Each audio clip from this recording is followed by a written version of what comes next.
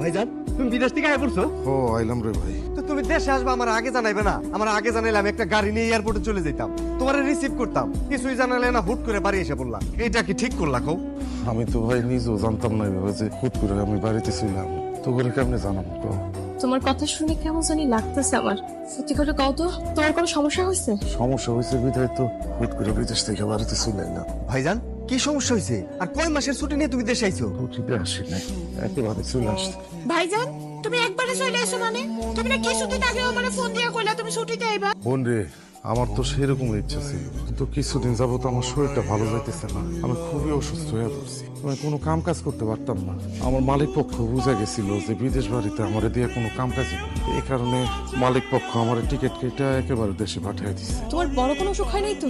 কিসের বড় ধরনের অসুখ হইব না? ওনার তো দেখে মনে হচ্ছে কোনো রোগে হয় নাই। আসল কথা হইলো ভাই ভাবিদের ছাড়া থাকতে পারতেছে না, এই জন্য বোর জন্য পাগল হইয়া দেশে চলে আসছে। একদম উল্টাপাল্টা কথা কইও না তানিয়া। আমার জামাই কি নতুন বিদেশ গেছে যে বউ ছাড়া থাকতে পারবো না? সব সময় তুমি খসা মাইরা কথা কও। এত রাগ করতেছেন কেন আপনি? হ্যাঁ, আমার বউ ছোট মানুষ, মুখ ফুসকায় না একটা কথা বাইরে গেছে, এর জন্য কি রাগ করা লাগবো? ভাইজান একবারে চলে আইছো, সমস্যা নাই। একবারে যেহেতু চলে আইছো, তুমি নিশ্চয়ই অনেক টাকা পয়সা সাথে করে নিয়ে এসো, তাই না? না রে ভাই, একটা টাকাও আমি বিদেশ থেকে আনতে পারিনি। কইলাম না তোরে, আমি কদিন ধরে অসুস্থ, ঠিক মতো কাম কাজ করতে পারিনি। টাকা আনবো কোত্থেকে? হাই হাই, কোনো টাকা পয়সা আনতে পারেন নাই? তাহলে শুধু হাত আর পা নিয়ে দেশে নাস্তা নাস্তা চলে আসছেন? তুমি ঠিকই করছো, আমি শুধু হাত আর পা নিয়ে বিদেশ থেকে চলে আসছি। ভাইজান তুমি সুস্থভাবে দেশে আসছো, আমাদের কাছে আসছো, তাতেই আমরা খুশি। বাইসে থাকলে টাকা পয়সা অনেক ইনকাম করতে পারবা। দেশে তো কাজ কামের অভাব নাই, দেশে কাজ কাম করবা। ওই দেশে সে কি কাজ করবো? হ্যাঁ, দেশের মধ্যে কোনো কাম কাজ আছে? তাছাড়া সে সারা জীবন বিদেশে ছিল, সে কি দেশে এসে এখন এই খাত খামার কাম করতে পারবো? আমি নিজেও বেকার, কোনো কাম কাজ করি না, টাকা পয়সা ইনকাম নাই। এখন এতগুলা মানুষের সংসার কিভাবে চলবে? এই সংসারটা এখন তুমি যে একবারে বিদেশ থেকে চলে আসলা, এই যে আমাকে বোনটার বিয়া হয় নাই, তার বিয়া দিবা কেমন? তোমার বউরে খাওয়াবে কি? তোমার যে একটা বাচ্চা আছে, এটা কি খেয়াল আছে? তারে কি খাওয়াবে? তুমি নিজে কি খাইবে? আমি কিছু জানি না রে ভাই, আমি কিছু ভাবতে পারতেছি না। এইসব কিছু নিয়ে চিন্তা করতে করতে আমি আরো অসুস্থ হয়ে পড়তেছি, আমার শরীর আরো খারাপ করতেছে রে ভাই। আর দূর, তুমি মিথ্যা কথা কই না তো। তোমার মাথায় এই সংসার নিয়ে কোনো চিন্তাই নাই। বিদেশের বাড়িতে কি মানুষ অসুস্থ হয় না? তুমি কি বিদেশে মরে যাইতেছিলা যে ঢ্যাং ঢ্যাং ঢ্যাং ঢ্যাং করতে করতে দেশে এসে পড়ছো? আমার বউ তো ঠিকই কইছে, তুমি তোমার বউরে ছাড়া এক মিনিটও থাকতে পারো না, এর জন্যই দেশে চলে আসছো। এ বাদ দাও তো, ওনার যা খুশি তা করুক, আমাদের এত তাতে কি? না তো চলো, যার যারটা শেষে বুঝো। কিরে মিজান, তুই একলা একলা খাইতে বয়ে গেলি? আমি তো আরো ভাবলাম এতদিন পরে বিদেশ থেকে বাড়িতে আসছি, দুই ভাই এক লগে খাবো। তুই খাইতে বয়ে গেলি, আমার ডাকলি না কেন? আজকে বাড়িতে শুধু রান্না বান্না আমাকে দুইজনের হয়েছে, সেজন্য আমরা দুইজনে খেতে বসছি। আপনার করে ডাকি, কারণ আপনাদের জন্য কোনো রান্না বান্না হয়নি। এটা তুমি কি কইতেছো তানিয়া? ঘরের মধ্যে মানুষ হলো 5-6 জন, তুমি দুইজনের জন্য রান্না করছো কেন? তুমি কি বোবা হয়ে গেছো? কথা বলতেছ না কেন? তোমার ভাইরা বুঝে বলো। আচ্ছা ভাইজান, আপনি 20-25 বছর বিদেশ করে এলেন, আপনার মাথায় কি আক্কেল বুদ্ধি কিচ্ছু নাই? 5-6 জন মানুষ আমরা সংসারে, দুইজনের জন্য রান্না হয়েছে, আপনি বুঝেন না কিছুর জন্য হয়েছে? এখন থেকে আমরা দুইজন আলাদা খাবো, আলাদা সংসার করুন, এর জন্য আমাকে দুইজনের জন্যই রান্না হয়েছে। এখন বুঝছেন? তুই কি সংসারটারে আলাদা করে দিতে চাস? হওয়া আলাদা করতে চাই। মানুষের সারা জীবন এক লগে সংসার করে নাকি? আপনি এতদিন বিদেশের বাড়িতে ছিলেন, ইচ্ছা থাকা সত্ত্বেও সংসারটা আলাদা করতে পারি নাই। এখন যেহেতু আপনি বিদেশ থেকে চলে আসেন, তাহলে আপনার বউ পোলাপান নিয়ে আপনি আলাদা সংসার করেন, আমারে আমার মতো আমার বউডারে নিয়ে সংসারটা করতে দেন। মিজান, তোমার ভাই বিপদে পড়া একেবারে দেশে চলে আসছে। তুমি তো সবই জানো, মানুষটা অসুস্থ, শরীর খারাপ, তারপর বিদেশ থেকে আসার সময় এক পয়সাও আনতে পারে নাই। আর এই মুহূর্তে যদি তুমি এই সংসারটা আলাদা করে দাও, তাহলে আমরা কই যাবো, কি খাবো? আমার এই ছোট মাইয়াটা আমি কি খাওয়াবো? আপনি কি খাবেন? আপনার জামাই কি খাবো? আপনার বাচ্চা কি খাবো? এই চিন্তা কি আমার জামাই করবো? এই চিন্তা তো করবো আপনার জামাই। আমার সাফ সাফ কথা, আমরা আলাদা রান্নু, আলাদা খামো, আলাদা সংসার করবো। আপনার আমাকে বিরক্ত করে না, এখান থেকে যান। তানিয়া, তুমি যেহেতু সংসারটা আলাদা করে দিতে চাইতেছো, সমস্যা নাই, আলাদা করে দিও। তবে বোন, তোমার কাছে আমি কয়েকটা দিন সমস্যা দিতেছি। আমি যদি একটা কাজ বাজে জোগাড় করতে পারি, তখন তুমি সংসারটা আলাদা করো। আমরা যদি এখন আলাদা করে দাও, আমি আমার বউ বাচ্চা নিয়ে খুব বিপদের মধ্যে পড়ে যাবো। না না না ভাইজান, আমি আর এক সেকেন্ডও সময় দিতে পারবো না। সংসার আলাদা হবো, এটাই ফাইনাল। এবং এখন থেকে সেটা শুরু হইলো। এখন থেকে আপনার আলাদা সংসার, আমাকে আলাদা সংসার। ভাইজান তোমরা দুজন যেহেতু আলাদা হয়ে যেতেছো, তাহলে আমি কার লোকে খাবো? এতদিন তো আমার লোকে খাইছো, আমি তো খাওয়াইছি, আমি তো পড়াইছি। এখন বড় ভাই বিদেশ থেকে আইছে, এখন তার কাছে যে কিছুদিন খা পর। কি কও, বড় ভাইজানের যে অবস্থা, ভাইজান তো নিজেই খাইতে পারবো না, আমারে কি খাওয়াইবো? এত কিছু তো আমরা জানি না। এখন এখান থেকে আসা, কেন যেভাবে তাকে আসোস, আমি তো খানের ফেতো নজর লাগাবে, কোনো তো আমাকে পেট খারাপ হইব। কথা ঠিক কইছো তুমি। না, আমরা তোমাকে খাওয়ানো নজর দিয়ে তোমাকে পেট খারাপ করবো না, আমরা চলে যাইতেছি। তুই যেহেতু আলাদা হয়ে যেতে চাস, আলাদা খাইতে চাস, কোনো সমস্যা নাই, তুই আলাদা খা। তবে তুই আমার আদরের ছোট ভাই, তোর কাছ থেকে এটা আমি আশা করি নাই। তোর জন্য আমি যা যা করছি সবকিছু তুই ভুলে গেলি। খুব কষ্ট পেলাম রে ভাই, খুব কষ্ট পেলাম। এই গ্লাস কামাগুলো খাইলো, কালকে থেকে বড় বেলা খাইছে। যেই ঘরে আমার বড় ভাই ভাবি আমার ছোট্ট ভাতিজিরা খাওন পায় না, এই ঘরে আমিও খাবো না। মা গো মা, দেমাক কথা খাইতো এতদিন খাইছে না খেলে কিছু তো না খাক, খাও তুমি। মিজান চল আমার লোকে ব্যাংকে চল।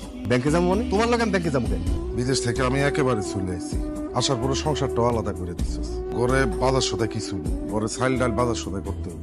তোর অ্যাকাউন্টে যে আমার জমানো টাকা আছে সেই টাকাগুলো তুই আমার তুলে দিয়ে দে। ভাইজান তুমি এটা কি কও? তোমার টাকা আমার অ্যাকাউন্টে যাবো কোথেকে?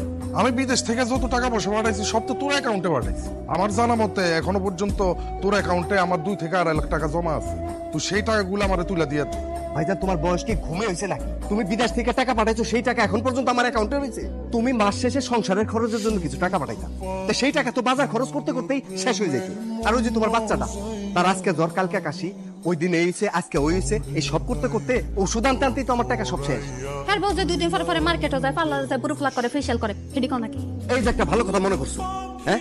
তুমি থাকো বিদেশে আর তোমার বউ দেশের মধ্যে এমন ভাবে চলাফেরা করে, এমন একটা ভাব দেখায় মনে হয়েছে সে রাজা বাদশার বউ।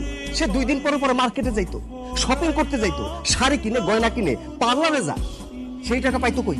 এই টাকা তুমি যে আমার বিদেশ থেকে পাঠাইতে তার বেশিরভাগই তো তোমার বউরে দিতে হইছে আমার। খবরদার মিথ্যা কথা কইবে না। আমি জান আমি 2 দিন পর পর মার্কেটে যাই মানে? তুমি আজ পর্যন্ত কইতে পারবা আমার একটা শাড়ি কেনার লাগে, একটা 3 পিস কেনার লাগে একটা টাকা দিছো? তেল সাবান পাউডার কিছু তুমি আমার আজ পর্যন্ত কিনে দাও নাই। তোমার কাছে আমি টাকা চাইলেই তুমি কইতা সব টাকা নাকি বাজারেই শেষ হয়ে যাইতো। এখন কেন তুমি আমার জামাইয়ের কাছে আমার নামে মিথ্যা কথা কইতেছো? মা গো মা, এই মহিলা যে কত বড় মিথ্যাবাদী। দেখছো দেখছো দেখছো, আপনার যে পার্লারে যেতেন 2 দিন পরে পরে এমবি পড়তেন মোবাইলে, একবার কাগজ লাগিয়ে মুতে ভিডিও কলে কথা কইতেন, এসব টাকা কই থেকে নিতেন? আমার জামাই থেকে তো নিতেন, আমার চোখের সামনে থেকে তো নিতেন। আমার জামাইয়ের অ্যাকাউন্টে আপনি টাকা পাঠাইছেন, সেই অ্যাকাউন্টে কিছু টাকা থাকতো। আপনার বউ এই সব টাকা জলের মতন খরচ করছে। আর আমার জামাই তো মাঝে মধ্যে বাজারও নিজের পকেটে টাকা করতো। তোমার জামাই টাকা দিয়ে বাজার করতো? আরে তোমার জামাই তো কোনো কাজ কামই করে না, সে টাকা পাবো কই? শুনেন ভাবি, আমরা কিন্তু আপনাকে মতো না। আমার শ্বশুর টাকাওয়ালা, সে মাঝে মাঝে আমার টাকা পাঠায়, সেই টাকা দিয়ে আমি বাজার খরচ চালাইছি সংসারে। যাই হোক, এই সমস্ত কথা কয়ে আর লাভ নাই। ভাইজান আমি তোমার ছাপ ছাপ কই দিতেছি, তোমার কোনো টাকা আমার অ্যাকাউন্টে নাই। এই ব্যাপারে তুমি আর আমার সাথে কোনো কথা বলো না। ভাইরে তোর কাছে আমি যতবারই টাকা পাঠাইছি সব সময় আমি হিসাব করে রাখছি। তোর কাছে আমার 2.5 লাখ টাকার মতো আছে। তুই যেহেতু কইতাছস যে টাকা পয়সা অনেক খরচপাতি হয়ে গেছে, 2.5 লাখ টাকা না হোক, তোর কাছে অন্তত আমার 2 লাখ টাকা হইলো জমা আছে। ভাইরে আমি খুব বিপদের মধ্যে আছি, তুই আমারে সেই টাকাটা আমারে তুলে দে ভাই। আমার খুব উপকার হবো ভাই, খুব উপকার হবো। আরে বাবা রে, 2 লাখ টাকা থাকলে কি আমি 2 লাখ টাকা আপনার খাই বালাইতাম? এই মিজান ওরকম লোক না। আর আমি কি আপনার কইছি যে আমার অ্যাকাউন্টে টাকা পাঠান? আমার অ্যাকাউন্টে টাকা পাঠাইছেন, সব টাকা আপনার জন্য খরচ করছি, এখন আমার চোর বানায় ফেলাইতেছেন। বুঝো না, বিদেশ থেকে তো একবার আইসা পড়ছে, দেশে তো কোনো কাম কাজ নেই, এজন্য তোমার কাছে আসছি কিছু টাকা পয়সা ধান্দা। একদম মুখ সামলায় কথা বলবি তুই। আমার জামাই ধান্দাবাজ না, ধান্দাবাজ হলে তোর জামাই একটা বেঈমান প্রতারক। তোরা তোমার সংসারের লিখে আরো করো। দেখছো কি কয়? হ্যাঁ, তুমি বিলে বেঈমান, তুমি বিলে প্রতারক, তুমি বিলে হাতে টাকা পয়সা মাইরা খাইছো। তোমার ভাই সারা জীবন বিদেশ থাইকা এত ভাবাইছে, তুমি সেই টাকা পয়সা দেখা শুনে কত সুন্দর ভাবে সংসারটা চালাইছো, দেখা রাখছো। আর এখন কি কয়? তোমার এত বড় অপবাদ দিতে পারলো? তাহলে আরো করো, নাও করো। ওরে আল্লাহ রে আল্লাহ, সারা জীবন ভাই ভাবির জন্য করে এখন আমি চোরের ভাগিদার হইলাম। আমি নাকি এখন বাটপার, আমি নাকি প্রতারক। শোনেন ভাবি, আমি যদি বাটপার হইতাম, আমি যদি ধান্দাবাজ হইতাম, তাহলে এই বাড়ির মধ্যে 2 জনের 1 জনও থাকতে পারতেন না, 1 মিনিটও না। ভাইজান আমি তোমার ছাপ ছাপ কই দিতেছি, তোমার কোনো টাকা আমার অ্যাকাউন্টে নাই। এই নিয়ে তুমি আর একটা কথা কবে না, যদি কও তাহলে কিন্তু খুব খারাপ হয়ে যাবে।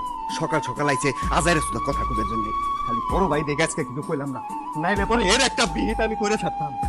আরো করো ভাইরে বিশ্বাস, আরো পাঠাও ভাইয়ের অ্যাকাউন্টে টাকা।